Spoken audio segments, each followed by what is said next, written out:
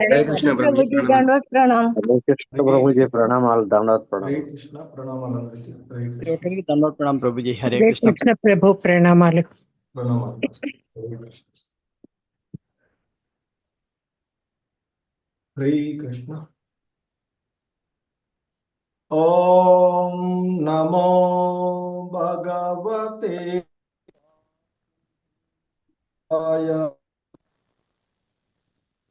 ओम नमो भगवते वासुदेवाय। ओम नमो भगवते वासुदेवाय। ओम नमो भगवते वासुदेवाय।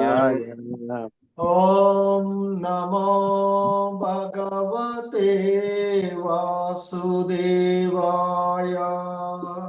ओम नमो भगवते वासुदेवाय। नारायणं नमस्कृत्य नरं चैव नरोत्तमम्। नारायणं नमस्कृत्य नरं चैव नरोत्तमम्। देवीं सरस्वतीं व्यासं ततो जयमुदीरयेत्। देवीं सरस्वतीं व्यासं ततो जयमुदीरयेत्। नष्टप्रायेष्वभद्रेषु नित्यं भागवत सेवया। नष्टप्रायेष्वभद्रेषु नित्यं भागवत सेवया। भगवती उत्तम श्लोके भक्तिर्भवति नैष्टिकी। भगवती उत्तम श्लोके भक्तिर्भवति नैष्टिकी। हरे कृष्ण అందరికీ ధన్యవాదాలు।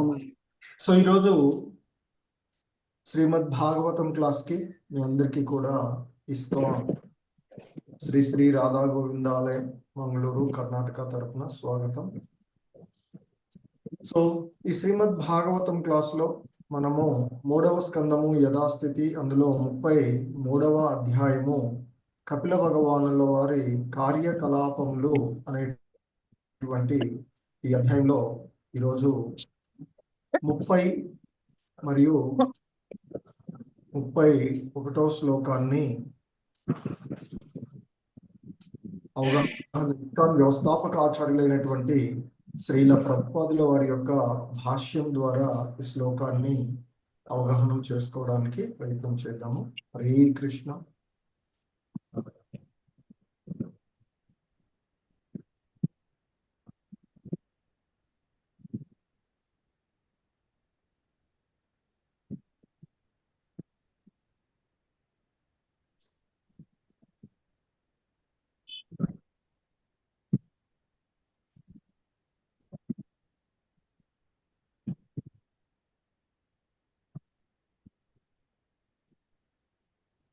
హరే కృష్ణ। శ్రీమద్ భాగవతము 3వ స్కందము 33వ అధ్యాయము 30వ శ్లోకము। Please repeat. ఏవం సా కపిలోక్తేన ఏవం సా కపిలోక్తేన ఏవం సా కపిలోక్తేన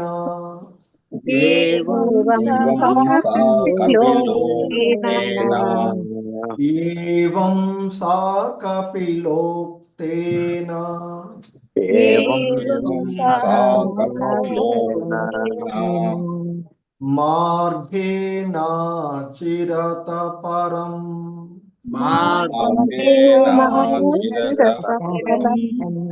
మార్గేణ చిరత పరం।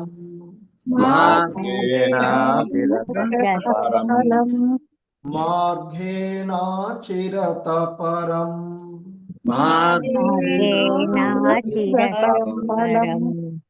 ఆత్మానం బ్రహ్మ నిర్వాణం।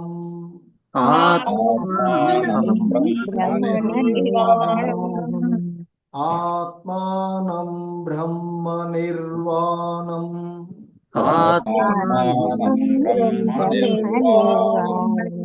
ఆత్మానం బ్రహ్మ నిర్వాణం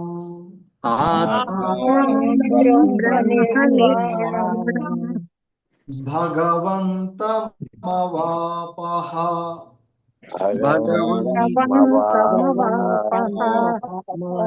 భగవంతమవాపః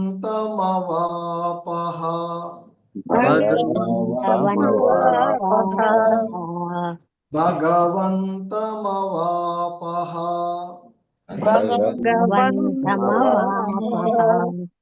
హరే కృష్ణ. ఏవం ఏవం సా కపిలోక్తేన మార్గేణ చిరత పరం ఏవం సా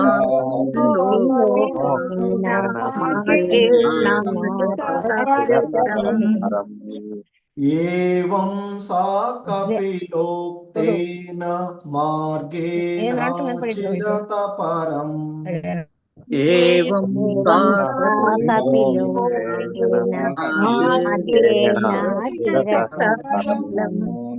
ఆత్మానం బ్రహ్మ నిర్వాణం భగవంతమవాపః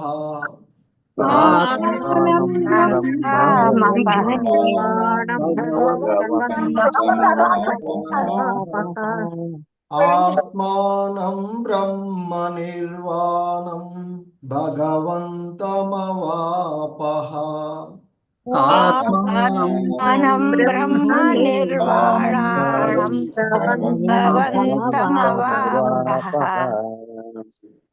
హరే కృష్ణ. మొత్తం శ్లోకం చూద్దాం.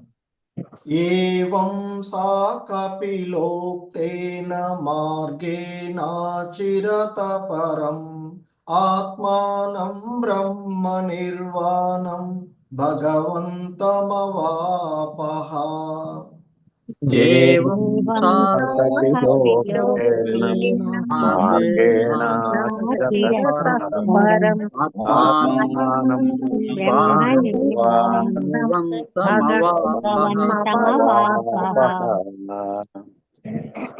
హరే కృష్ణ.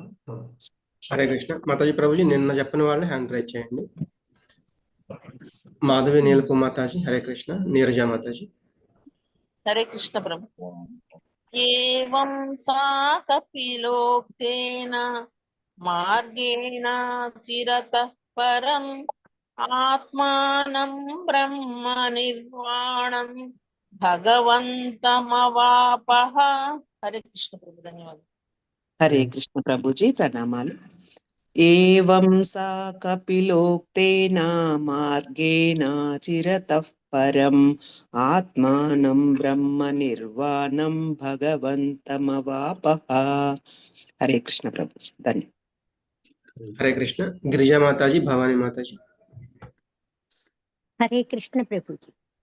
ఏవం సా కపిలోక్తేన మార్గేణ చిరతః పరం ఆత్మానం బ్రహ్మ నిర్వాణం భగవంతమవాపః. హరే కృష్ణ ప్రభుజీ. హరే కృష్ణ ప్రభుజీ ప్రణామాలు. ఏవం సా కపిలోక్తేన మార్గేణ చిరతః పరం ఆత్మానం బ్రహ్మ నిర్వాణం భగవంతమవాపః.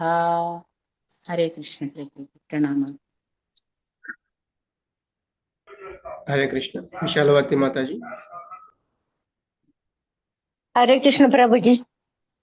ఏవం సా కపిలోక్తేన మార్గేణ చిరత పరం ఆత్మానం బ్రహ్మ నిర్వాణం భగవంతమవాపః. హరే కృష్ణ ప్రభుజీ ధన్యవాదాలు.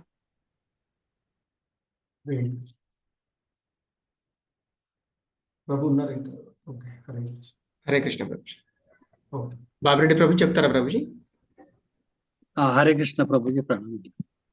ఏవం సా కపిలోక్తేన మార్గేణ చిరతః పరం ఆత్మానం బ్రహ్మ నిర్వాణం భగవంతమవాపహ. హరే కృష్ణ ప్రభుజీ. హరే కృష్ణ. సో ఈ శ్లోకంలో ఉన్నటువంటి పదాల యొక్క అర్థాలను చూద్దాం. ఏవం ఏవం ఆ రీతిని, సా ఆమె, కపిల కపిల దేవునిచే ఉక్తేనా ఉపదేశింపబడినది, మార్గేణ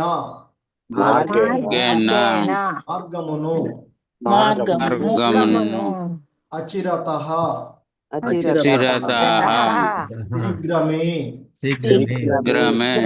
పరం పరమ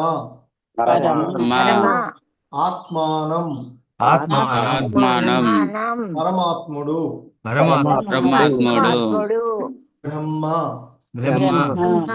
బ్రహ్మము నిర్వాణం భౌతిక అస్తిత్వపు నాశము,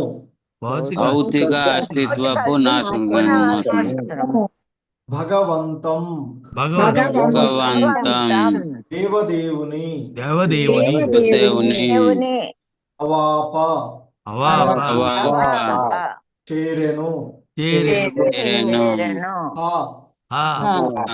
నిక్కముగా. హరే కృష్ణ. భావం. ఓ విదురా కపిల దేవుడు ఉపదేశించిన మార్గమును అనుసరించుచు దేవహుతి శీఘ్రమే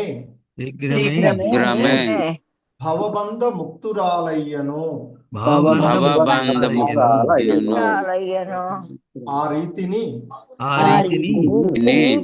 సునాయాసముగా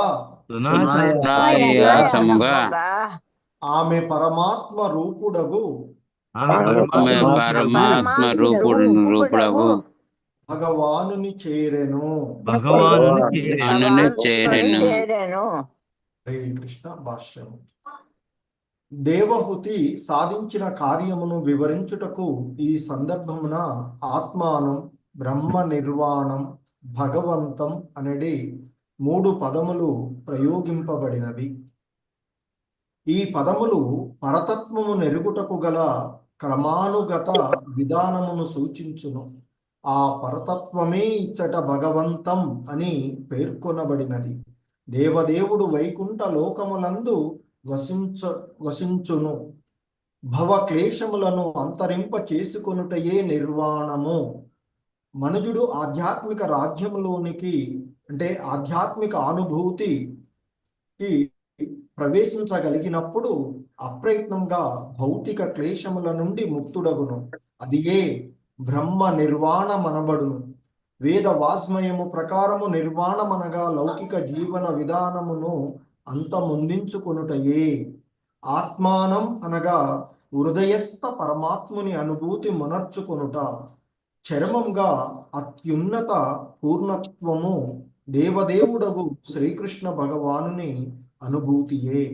దేవహుతి కపిల వైకుంఠముగా పిలువబడు లోకమున ప్రవేశించినదని ఇచ్చట అవగతము చేసుకొనవలెను. వైకుంఠ లోకములు అసంఖ్యాకములుగా కలవు. విష్ణువు యొక్క విస్తారములే వాటికి అధిష్టాతలు. అవన్నీయును విష్ణువు యొక్క ఆయా నామములచే పిలువబడుచుండును. అద్వైతం, అచ్యుతం, అనాదిమనంత రూపం అని బ్రహ్మ సంహిత నుండి మనం ఎరిగి ఉన్నాము. అనంతం అనగా అసంఖ్యాకము అని భావము. భగవానుడు అసంఖ్యాకమగు దివ్య రూపములను కలిగి ఉన్నాడు. చతుర్భుజములందలి సింహనములు వివిధ అమరికను అనుసరించి అతడు నారాయణుడు, ప్రద్యుమ్నుడు, అనిరుద్ధుడు, వాసుదేవాది నామములతో పిలువబడును. కపిల వైకుంఠ నామము కలిగిన ఒక వైకుంఠ లోకము కలదు. కపిల భగవానుని చేరి ఆ దివ్య తనయుని సాంగత్యము ననుభవించుచు శాశ్వతంగా అచ్చటనే నివసించుటకు దేవహుతి ఆ లోకమును చేరెను. హరే కృష్ణ.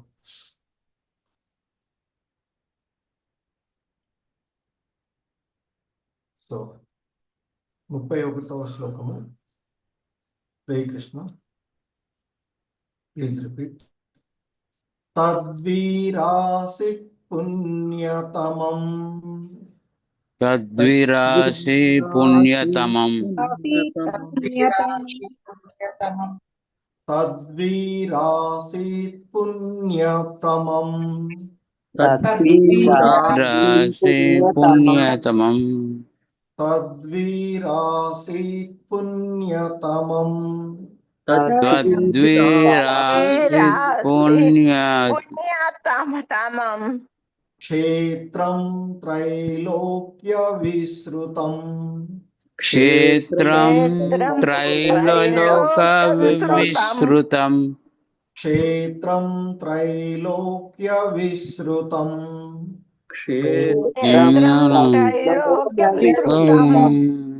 క్షేత్రం త్రైలోక్య విశ్రుతం క్షేత్రం త్రైలోక విశ్రుతం నామ్నా సిద్ధపదం యత్ర నామ్నా సిద్ధపదం యత్ర నామ్నా సిద్ధపదం యత్ర నామ్నా సిద్ధపదం యత్ర నామ్నా సిద్ధపదం యత్ర సిద్ధపదం సా సంసిద్ధిముపేయుషి సంసిద్ధిముపేయుషి సా సంసిద్ధిముపేయుషి సంసిద్ధిముపేయుషి సా సంసిద్ధిముపేయుషి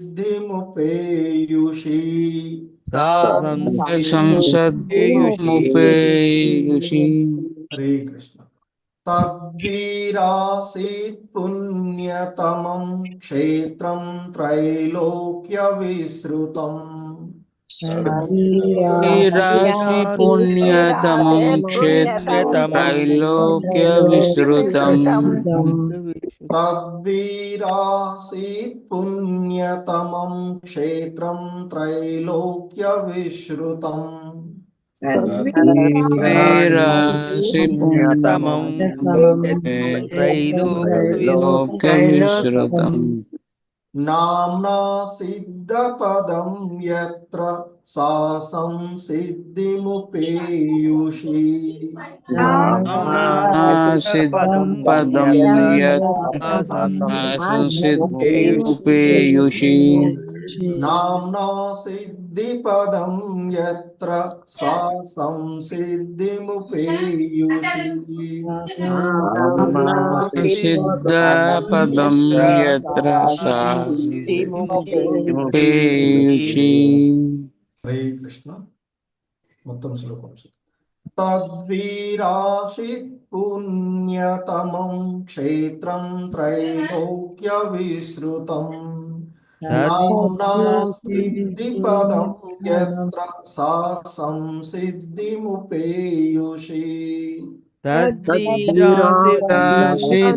పుణ్యతమం క్షేత్రం త్రైలోక్య విశ్రుతం నామ్నా సిద్ధపదం యత్ర సంసిద్ధిముపేయుషి. హరే కృష్ణ. హరే కృష్ణ. ఎం రాజేశ్వరి మాతాజీ, సరళాదేవి మాతాజీ. హరే కృష్ణ ప్రభుజీ, ప్రణామాలు. తద్వీరాసీత్ పుణ్యతమం క్షేత్రం త్రైలోక్య విశ్రుతం నామ్నా సిద్ధపదం యత్ర సా సంసిద్ధిముపేయుషి. హరే కృష్ణ. హరే కృష్ణ ప్రభుజీ, ప్రణామాలు. హరే కృష్ణ. తద్వీరాసీత్ పుణ్యతమం క్షేత్రం త్రైలోక్య విశ్రుతం నామ్నా సిద్ధపదం యత్ర సా సంసిద్ధిముపేయుషి. హరే కృష్ణ ప్రభుజీ. హరే కృష్ణ. ప్రకాష్ రావు ప్రభుజీ, బృందమాతాజీ. హరే కృష్ణ ప్రభుజీ. తద్వీరాసిత్ పుణ్యతమం క్షేత్రం త్రైలోక్య విశ్రుతం నామ్నా సిద్ధపదం యత్ర సా సంసిద్ధి ముపేయుషి. హరే కృష్ణ ప్రభు. హరే కృష్ణ ప్రభుజీ. తద్వీరాసేత్ పుణ్యతమం క్షేత్రం త్రైలోక్య విశ్రుతం నామ్నా సిద్ధపదం యత్ర సా సంసిద్ధిముపేయుషి. కోటేశ్వరి మాతాజీ. హరే కృష్ణ. హరే కృష్ణ గురుజీ.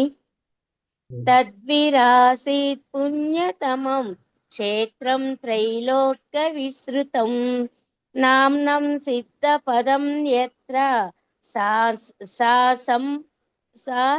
సంసిద్ధిముపేయుషి. సంసిద్ధిముపేయుషి. హరే కృష్ణ. సా సంసిద్ధిం ఉపేయుషి. ఓకే, హరే కృష్ణ. హరే కృష్ణ. ధన్యవాదాలు. హరే కృష్ణ. ఈ శ్లోకంలో ఉన్నటువంటి పదాల యొక్క అర్థాలను చూద్దాం. తత్ ఆ వీరా వీరా ఓ విదురా ఓ విదురా ఆసీత్ ఆసీత్ అయినది అయినది పుణ్యతమం పుణ్యతమైనట్టిది క్షేత్రం క్షేత్రము త్రైలోక్య ముల్లోకములందు విస్తృతం తెలియబడుచున్నది నామ్నా నామముచే సిద్ధపదం సిద్ధపదమనెడి యత్ర ఎచ్చటనైతే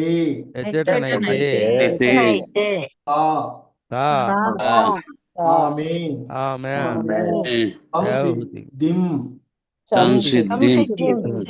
సిద్ధిని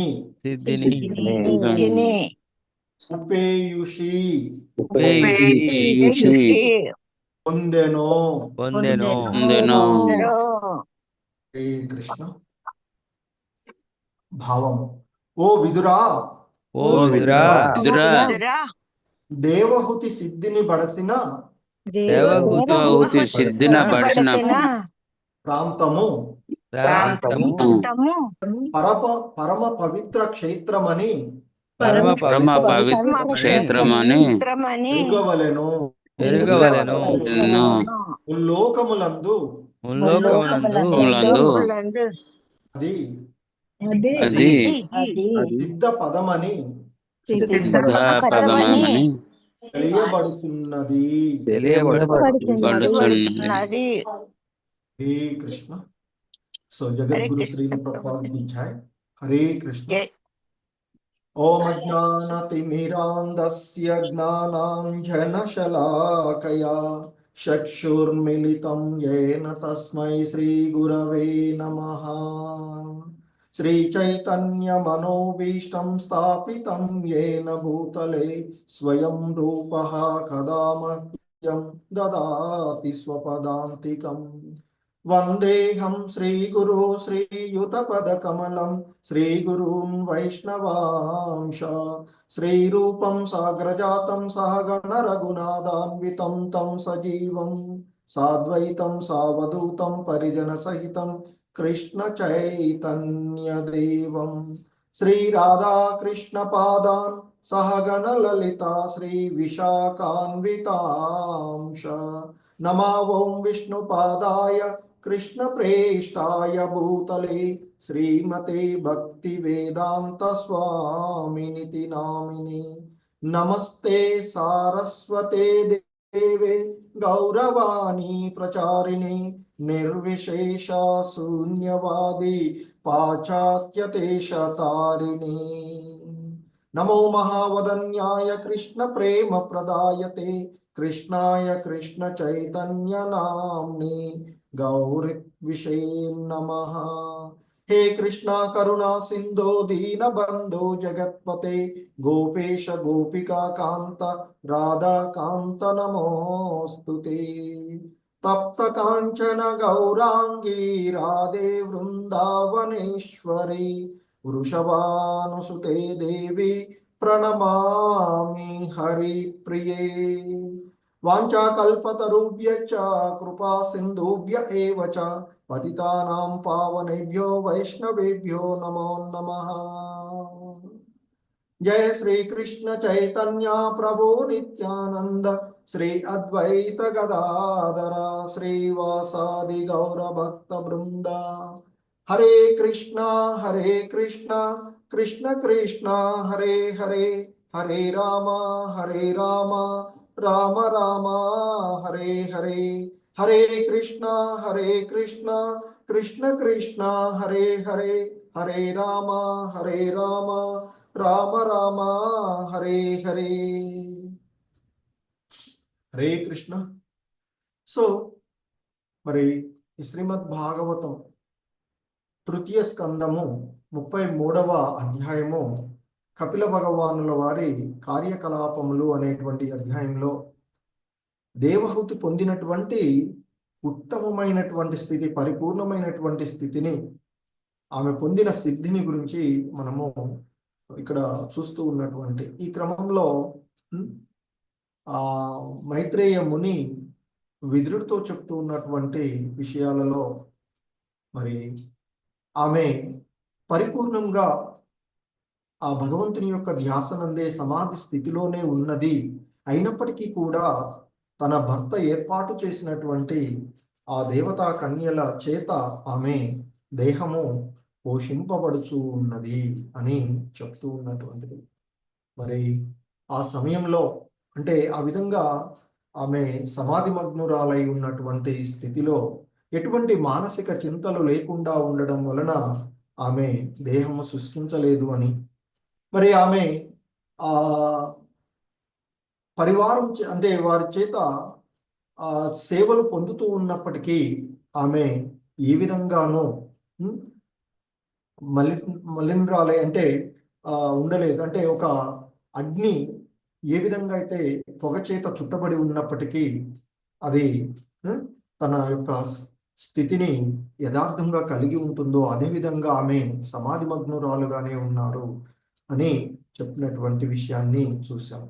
అలాగే ఇక ఆమె ఆ విధంగా ఎల్లప్పుడూ కూడా ఆ భగవంతుని యొక్క చింతయందే సంపూర్ణంగా ఆ భగవంతుని యొక్క ధ్యాస యందు అంటే సమాధి లగ్నమైన కారణంగా ఆమె తన దేహం అంటే భౌతిక దేహానికి సంబంధించినటువంటి విషయాలు ఏవి జరిగినా కూడా ఆమె గమనింపకుండా ఉన్నారు. ఆ విధంగా ఆ దేవదేవుడి చేత ఆమె రక్షింపబడుతూ ఉన్నటువంటి విషయాన్ని మనము అంతకుముందు శ్లోకంలో చూసినటువంటిది. ఎందుకంటే ఈ సృష్టిలో అసంఖ్యాకంగా ఉన్నటువంటి జీవులందరినీ రక్షించేటువంటి వాడు ఆమె ఆ భగవంతుని ఆశ్రయించి ఆ భగవంతుని యొక్క ధ్యాసలోనే నిరంతరము నిమగ్నమై ఉండేటువంటి వారి యొక్క రక్షణ కూడా ఆయనే చూస్తారు అనేటువంటిది మనము ఇంతకు ముందు శ్లోకాల్లో చూసినటువంటిది. అలాగే ఇంకా ఆ మైత్రేయ ముని విదురుడితో చెప్తూ ఉన్నారు. మరి ఏమనంటే ఏవం సా కపిలోక్తేన మార్గేణ చిరత పరం. ఏవం ఆ రీతిగా, ఏ రీతిగా అని చెప్తున్నారు? ఆ నిరంతరము ఆ భగవంతుని యొక్క ధ్యాసలోనే ఉండి ఎల్లప్పుడూ ఆ వాసుదేవుని చింతన యందే మనసును లగ్నం చేసి ఆమె పరిపూర్ణంగా ఆ భగవంతుని ధ్యాసలోనే ఉండి ఈ భౌతిక దేహంలో కలిగేటువంటి మార్పులను కానీ ఆ దేహ సంబంధ విషయాలలో కలిగినటువంటి వాటిని అంటే ఒక్కొక్కసారి జుట్టు ముడి వీడిపోయినా కానీ వస్త్రాలు చెదిరిపోవడం అనేది ఇక్కడ కొన్ని చెప్పినటువంటి. సో ఆ విధంగా ఆమె దేహాన్ని గురించి ఎటువంటి చింతనే లేకుండా ఆ భగవంతుని యొక్క ధ్యాసలోనే ఆ రీతిన సా అంటే ఆమె ఎవరు ఇక్కడ? దేవహూతి. ఆ దేవహూతి మరి కపిలోక్తేనా, ఆ కపిల భగవానుల వారి చేత ఉపదేశించబడినటువంటి మార్గేణ, మార్గంలో ఆ కపిల భగవానుల వారు బోధించినటువంటి ఆ సంపూర్ణ తత్వము, భగవతత్వము, పరతత్వాన్ని గురించిన సంపూర్ణ జ్ఞాన మార్గంలోనే, ఆ సంపూర్ణంగా అంటే భక్తి యోగ మార్గంలో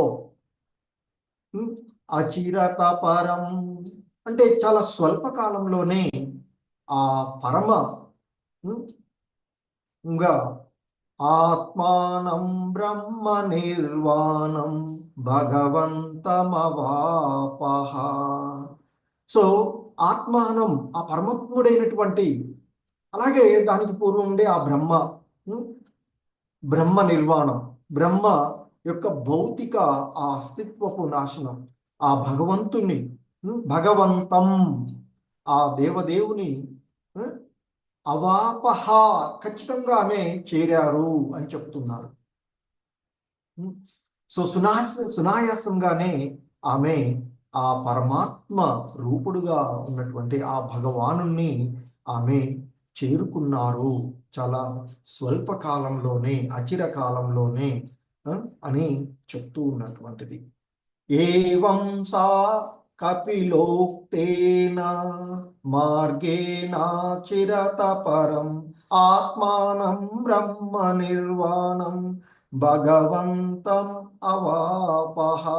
సో ఇక్కడ మరి చెప్తూ ఉన్నటువంటి మైత్రేయ ముని విదురుడితో అంటున్నాడు, ఓ విదురా, ఆ విధంగా ఆ కపిల దేవులు వారు ఉపదేశించినటువంటి మార్గాన్ని అనుసరిస్తూ, అంటే ఆ సంపూర్ణ జ్ఞాన తత్వ మార్గాన్ని, అంటే భగవన్ విజ్ఞానాన్ని ఆమె అనుసరిస్తూ, ఆ కపిల భగవానులు వారు బోధించినటువంటి ఆ సాంఖ్యయోగ విధానాన్ని అనుసరిస్తూ దేవహూతి శీఘ్రమే భవబంధ ముక్తురాలయ్యను బ్రహ్మ నిర్వాణం అంటూ ఇక్కడ చెప్తున్నటువంటి. సో మరి ఈ భవబంధాలన్నింటి నుండి కూడా ఆమె ముక్తురాలయ్యారు, అంటే పరిపూర్ణంగా ఆమె ఆ భగవంతుని యొక్క దివ్యధామాన్ని చేరుకున్నారు అని చెప్తున్నారు. సో ఆ రీతిన, ఆ విధంగా సునాయాసంగానే ఆమె ఆ పరమాత్మ రూపుడైనటువంటి ఆ భగవంతం, సో ఆ భగవంతుని, భగవంతం అంటే ఆ దేవదేవుణ్ణి ఆమె చేరుకున్నారు అని చెప్తున్నారు. అంటే ఆమె ఈ మనకి ఏదైతే మాయావాదులు వీళ్ళు చేసేటువంటి విధానాల్లో అంటే బ్రహ్మజ్యోతి, పరమాత్మ వీటన్నిటిని దాటి ఆ భగవతత్వాన్ని, భగవంతుని యొక్క ఆ వైకుంఠ లోకానికి ఆమె చేరుకున్నారు, శాశ్వతంగా ఉండేటువంటి లోకాన్ని ఆమె ఆ భగవానుణ్ణి చేరుకున్నారు. ఆత్మస్వరూపుడుగా అంటే పరమాత్మ రూపుడుగా ఉండేటువంటి ఆ భగవానుని దివ్యధామాన్ని ఆమె పొందినారు అనేటువంటి విషయాన్ని ఇక్కడ చెప్తూ ఉన్నారు. సో మరి ఇక్కడ శ్రీల ప్రభుపాదుల వారి యొక్క వివరణలో మనకి ఆయన చెప్తూ ఉన్నటువంటిది, దేవహూతి సాధించినటువంటి కార్యమును వివరించడానికి, అంటే ఆమె పొందిన స్థితిని, మరి ఆ ఆధ్యాత్మిక జీవనము ద్వారా సమాధి స్థితిలో, అంటే భగవంతుడు నిరంతరము ఆ భగవంతుని యొక్క ధ్యాసనందే లగ్నము కావడం వల్ల ఆమె పొందినటువంటి స్థితిని, ఆమె సాధించినటువంటి కార్యాన్ని వివరించడానికి ఈ సందర్భంలో ఆత్మానం బ్రహ్మ నిర్వాణం భగవంతం అనేటువంటి 3 పదాలు ఉపయోగించబడినవి అంటూ చెప్తూ ఉన్నారు. 2వ లైన్లో మనకి ఇవ్వబడినటువంటిది ఆత్మానం బ్రహ్మ నిర్వాణం భగవంతం అవాప హ అంటూ చెప్పబడినటువంటిది. భగవంతం అంటే ఆ దేవాది దేవుడైనటువంటి భగవంతుణ్ణి,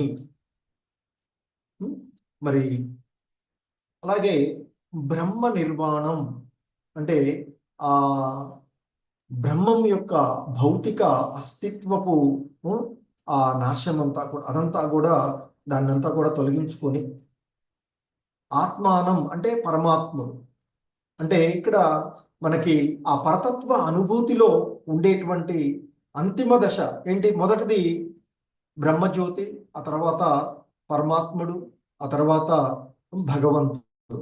సో ఇక్కడ మరి ఆ బ్రహ్మజ్యోతిని, పరమాత్ముని, హృదయస్థ పరమాత్మ తత్వాన్ని, అంటే ఆ నిరాకారవాదులు చెప్పేటువంటి నిరాకారవాదులకు ఏదైతే అత్యున్నతమైనటువంటి స్థితిగా చెప్పబడుతుందో, ఎందుకంటే వాళ్ళు చెప్పేటువంటిది ఆ బ్రహ్మజ్యోతిలో లీనమైపోయిన తర్వాత ఇంకేమీ ఉండదు, అంతా శూన్యమే అనేటువంటి విధంగా ఉండేటువంటి దానిని కూడా ఆమె దాటేశారు. అలాగే యోగులు చేసేటువంటి ఆ జ్ఞాన మార్గంలో యోగులు పొందేటువంటి ఆ పరమాత్మానుభూతిని కూడా మరి ఆమె దాటేశారు. దాటి భగవంతం అవాప, ఆ దేవాది దేవుణ్ణి, ఆ భగవంతుణ్ణి కూడా చేరుకున్నారు. అంటే ఈ స్థితులన్నింటినీ దాటివేసి ఆమె నేరుగా, అంటే పరతత్వపు అంతిమ చరమగమ్యమైనటువంటి ఆ భగవానుణ్ణి చేరుకున్నారు అని చెప్తూ ఉన్నటువంటిది. సో అదే ఇక్కడ శ్రీల ప్రభుపాదుల వారు మనకి ఇక్కడ వాడబడినటువంటి 3 పదాల గురించి చెప్తున్నారు. ఈ పదములు పరతత్వమును ఎరుగుటకు, అంటే ఆ పరతత్వ అనుభూతిలో క్రమానుగతంగా వచ్చేటువంటివే అని చెప్తున్నారు. ఏదైతే మనం ఇంతకుముందు బ్రహ్మజ్యోతి, పరమాత్మ, భగవంతుడు. సో కాబట్టి ఆ పరతత్వమే ఇచ్చట భగవంతం, చివరిది ఆ భగవంతం అని పేర్కొనబడినటువంటి విషయాన్ని చెప్తున్నారు. మరి దేవదేవుడు వైకుంఠ లోకములందు వసించును. ఆ వైకుంఠ లోకాల యందు ఆ దేవాది దేవుడు, అంటే ఆ భగవంతుడు ఆ వైకుంఠ లోకాల యందు ఆయన ఉంటూ ఉంటాడు. అది ఆయన యొక్క శాశ్వత ధామాలు. అవి వివిధ రూపాలలో, అనేక రూపాలలో ఆయన మరి ఆ లోకాలలో అనేకంగా ఉండే అసంఖ్యాకంగా ఉండేటువంటి వైకుంఠ లోకాలలో ఆయన యొక్క శాశ్వత ధామాలలో ఆయన ఎప్పుడు కూడా ఉండేటువంటిది.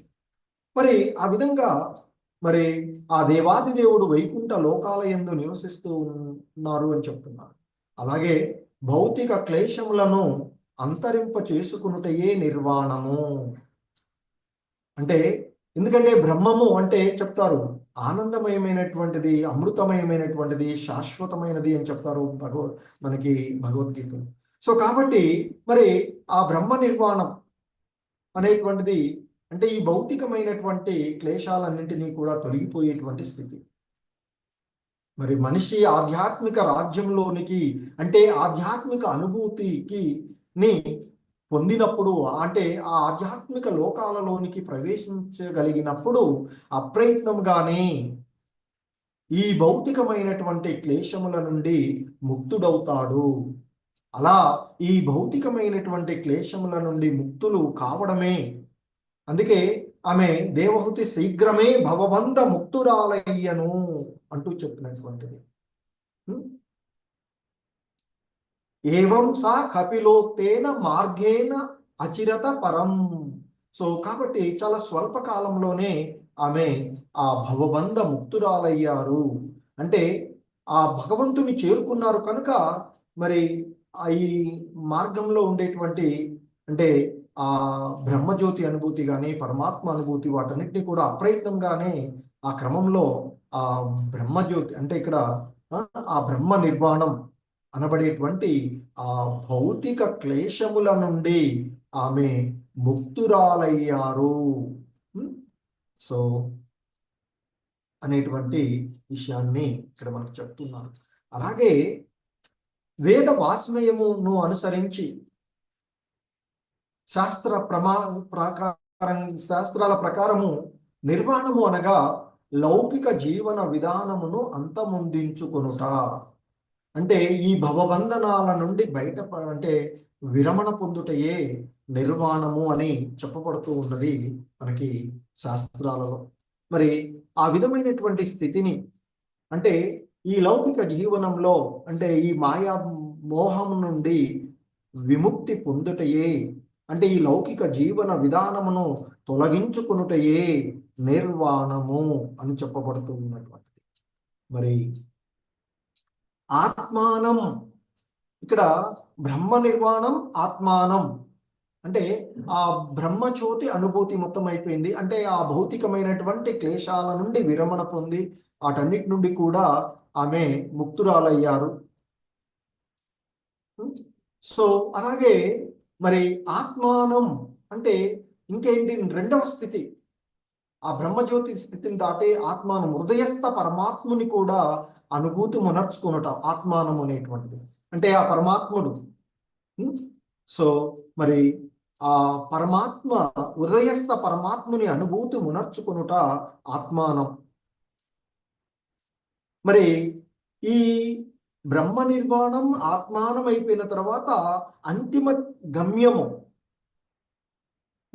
చివరగా ఉన్నటువంటి అత్యున్నతమైనటువంటి పూర్ణత్వమే ఆ దేవాది దేవుడైనటువంటి శ్రీకృష్ణ భగవానుని అనుభూతి పొందుట, ఆ భగవంతుని ధ్యాసలో, ఆ భగవంతుని సేవలో నిమగ్నమై ఉండడమే అత్యున్నతమైనటువంటి స్థితి. పూర్ణత్వపు స్థితే ఆ దేవదేవుని అనుభూతి, అంటే ఆ దేవదేవుని సేవలో నిమగ్నమై ఉండేటువంటిది. మరి ఇక్కడ దేవహూతి గురించి చెప్తూ ఉన్నటువంటి విషయంలో, మరి ఆ వైకుంఠ లోకాలలో అసంఖ్యాకాలుగా ఉండేటువంటి వైకుంఠ లోకాలలో ఆ దేవహూతి ఆ భగవంతునితో,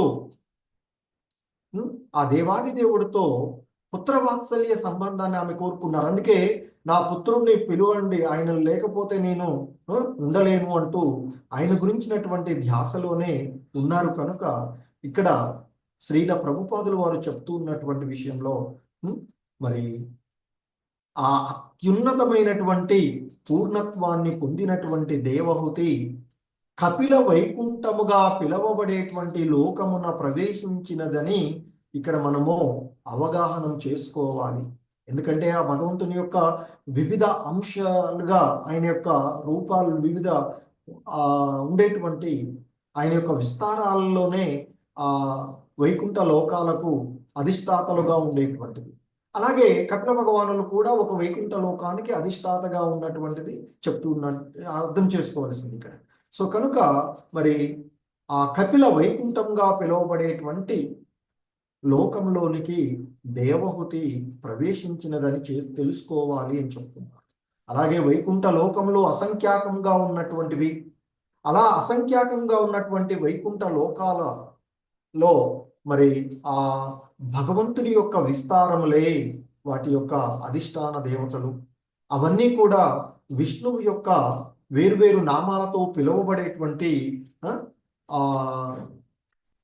వైకుంఠ లోకాలు అని చెప్తున్నారు. ఎందుకంటే మనకు ఆ బ్రహ్మ సంహితలో చెప్పబడినట్లుగా అద్వైతమచ్యుతమనాది మనంత రూపం ఆద్యం పురాణ పురుషం నవయౌవనం చ వేదేషు దుర్లభమదుర్లభమాత్మ భక్తౌ గోవిందమాది పురుషం తమహం భజామి అంటూ ఆ బ్రహ్మే, ఆ భగవంతుని గురించి ఆయనకు ఉండేటువంటి అసంఖ్యాకమైనటువంటి అద్వైతం అచ్యుతం అనాది అనంత రూపం, అంటే అనంతం అంటే అసంఖ్యాకంగా, అంటే ఆ భగవానుడు అనంత రూపం, అనేకమైనటువంటి రూపాలు, దివ్య రూపములు, అసంఖ్యాకమైనటువంటి దివ్య రూపాలను ఆయన కలిగి ఉన్నాడు అని చెప్తూ ఉన్నారు.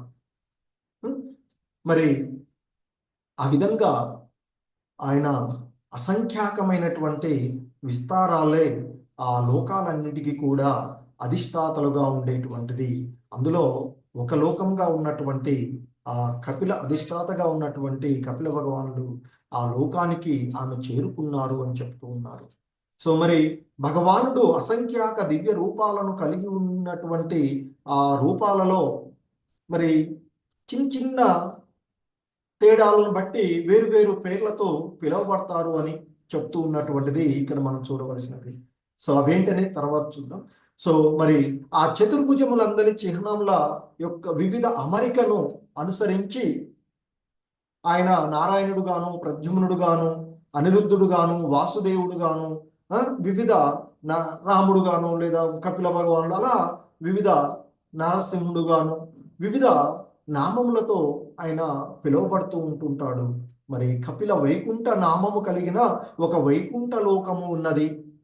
అటువంటి ఆ లోకానికి చేరి, అంటే ఆ కపిల భగవానుని యొక్క లోకాన్ని చేరి ఆ దివ్య తనయుని సో ఎందుకంటే ఆమె కోరుకున్నటువంటి అంటే రసం ఇక్కడ, ఎందుకంటే మనకు బ్రహ్మ నిర్వాణంలో కానీ సాధారణంగా లేదా పరమాత్మ అనుభూతిలో కానీ ఆ రసం అనేటువంటిది ఉండేటువంటిది, అంటే భక్తి అనేటువంటిది మనకి ఆ అంతిమ దాంట్లో అంటే భగవాన్ని యొక్క సేవలోనే ఉండేటువంటిది.